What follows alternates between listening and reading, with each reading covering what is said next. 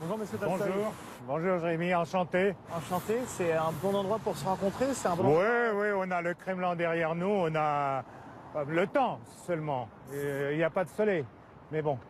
Bon, ici c'est presque aussi romantique que l'histoire de nos relations Russie-France. C'est deux pays qui se connaissent bien et vous êtes bien placé pour le savoir puisque vous êtes l'arrière-petit-fils de Léon Tolstoï qui a écrit Guerre et Paix. Ouais. Donc ces relations faites de haut et de bas, vous en savez quelque chose? Vous savez, les Russes sont toujours mécontents que dans la Guerre et la Paix, les premiers 10 pages, c'est un Français. Ils disent, mais c'est quoi ça? Qu'est-ce qui ne va plus entre la France et la Russie? Pourquoi ça ne marche plus? Ça marche plus parce que les Français ont pensé qu'ils ont droit de donner des leçons à des Russes.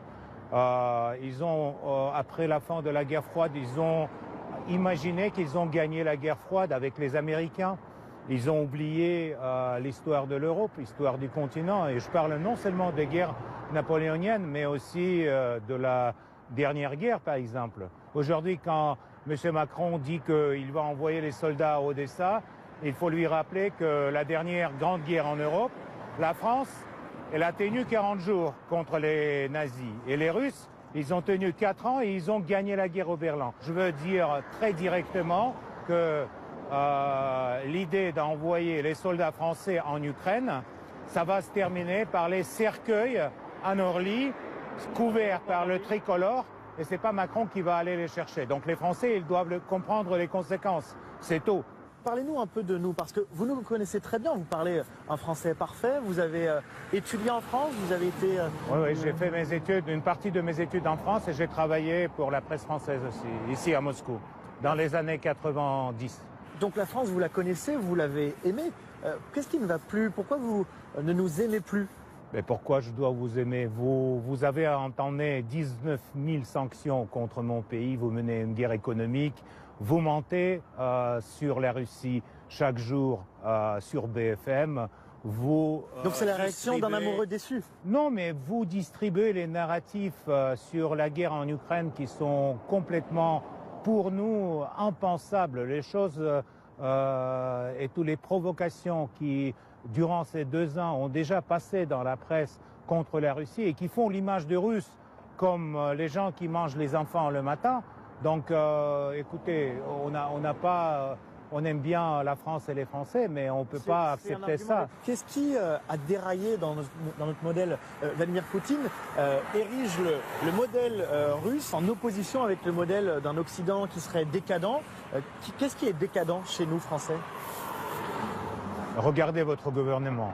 Est-ce qu'on peut vraiment, à XXIe siècle, penser que c'est pas décadent d'avoir des gens si spéciaux Qu'est-ce que vous entendez par là? Le gouvernement?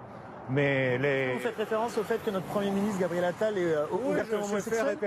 Je fais référence qu'aujourd'hui la France est gouvernée d'une partie par les pervers, tout simplement. Alors, être homosexuel, c'est être spécial, voire pervers? Tout à fait. Pour nous, oui. Absolument. Mais c'est pas... Donc il n'y a pas d'homosexuels en Russie?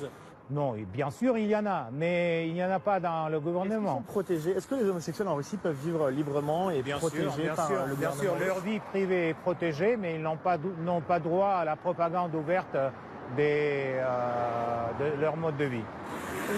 Le fait qu'on ait un Premier ministre ouvertement homosexuel, Gabriel Attal, pour vous, ça fait partie de cette décadence que vous décrivez en Occident? C'est être homosexuel, c'est un problème? Ben, écoutez, non, c'est la dégradation des leaders européens. Regardez aujourd'hui avec qui on doit avoir l'affaire. Avec Scholz, avec Macron, avec Borrell, etc. Donc ça, c'est des gens qui n'ont pas même l'idée de leur parole. Ils ne peuvent pas tenir la parole. Qu'est-ce que vous aimiez chez nous que vous ne retrouvez plus?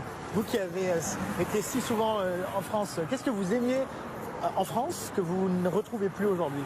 Bah, écoutez, j'aime bien la France, j'aime bien la culture, je regrette beaucoup que je ne pourrais pas amener mes enfants à Louvre, je ne sais pas, montrer Paris, etc. Oui, parce que vous voulez plutôt envoyer une bombe nucléaire à Paris en ce moment, c'est plutôt ça le discours. Bien sûr. À la télévision russe, on calcule la durée qu'il faudrait pour un missile nucléaire pour arriver à Paris. Non, 2 minutes, selon Soloviev. Pas 2 minutes, un peu plus, mais... donc vous avez commencé à calculer les plans? Oui, bien sûr, on calcule parce que, vous savez, pour nous, c'est ce qui est important historiquement pour la Russie, c'est assurer la sécurité du pays. Et quand les pays de l'OTAN, dont aussi la France, mettent les missiles autour de nos frontières et veulent mettre les missiles en Ukraine, en adhérant à l'OTAN, à l'Ukraine. Donc pour nous, c'est inadmissible. Bon, on a vu, on a entendu ici, traduit en russe, les mots d'Emmanuel Macron. Vous suivez de près ce que dit le président français, plus que ce que dit par exemple le chancelier allemand. Qu'est-ce qui, dans les mots d'Emmanuel Macron aujourd'hui, hérisse le poil du pouvoir russe? Il est le premier entre leaders européens qui a directement évoqué l'envoi des soldats au sol en Ukraine. Et ça, c'est une déclaration qui est pour nous très inquiétante parce que ça nous approche à la Troisième Guerre mondiale. Carrément, parce que... Et c'est vous qui parlez de cette Troisième Guerre mondiale, pas nous les Français. Bien sûr, vous les Français qui voulez venir avec les soldats à Odessa, une ville russe, vous les Français êtes en train de provoquer la Troisième Guerre mondiale. Parce qu'après, je ne sais pas, 300, 400 Français tués, votre président, il sera dans la piège. Il devrait soit accélérer l'histoire, soit augmenter la présence de troupes, soit retirer les troupes. Vous dites qu'Odessa est russe. Le gouvernement, le Kremlin dit aussi que le Donbass est russe et d'ailleurs la majeure partie de l'Ukraine serait russe. Historiquement, bien sûr, personne ne conteste la culture commune entre ces terres et la Russie. C'est pas la culture commune, c'est la même culture parce que c'est le même peuple. Mais moi, en tant que journaliste, je me suis rendu en Ukraine depuis le début de la guerre. J'ai rencontré des Ukrainiens et tous me disent leur volonté de rester à l'écart de la Russie, de garder leur indépendance, de rester ukrainiens et non pas de devenir russes. Est-ce que vous entendez cette voix des Ukrainiens qui vous disent « laissez-nous tranquilles, on veut être indépendants ». On a pendant 30 ans attendu que ces Ukrainiens arrêtent de faire des bêtises contre les 20 millions de Russes qui vivaient en Ukraine, de leur interdire leur langue, de leur interdire l'éducation en russe, de interdire l'histoire, d'ailleurs, commune qu'on a l'Ukraine et la Russie. L'Ukraine, c'est mon pays. Mon arrière-grand-père était le maire de Kiev. C'est mon pays. Et je ne veux pas que mon pays devienne un pays nazi, comme aujourd'hui. Mais les choses changent. Je ne veux pas que mon pays parle une autre langue. Et je ne veux pas que mon pays sera en base de l'OTAN pour les missiles contre mon pays. Et je ne veux pas que mon pays, Ukraine, restera sous la dictature des pays occidentaux et de l'OTAN. L'Ukraine n'existera jamais dans les frontières qu'il y avait avant la guerre. Point. N'existera jamais.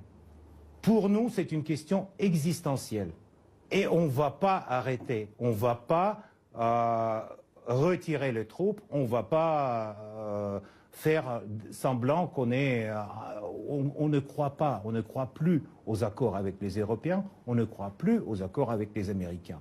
On va garantir notre sécurité à tel point auquel ça sera décidé par Vladimir Poutine, qui est président de la Russie. Et donc, à ce moment-là, quand on va dire on s'arrête, il y aura une autre conférence sur la sécurité en Europe, comme celle de Helsinki ou Yalta. C'est tout simple. Le président français, lui, refuse qu'on en arrive à cette situation et on s'en fout de son opinion. Vous vous foutez de ce que dit Emmanuel Macron. Exactement. Et quand il vous dit qu'il est prêt, éventuellement, à ne pas se fixer de limites.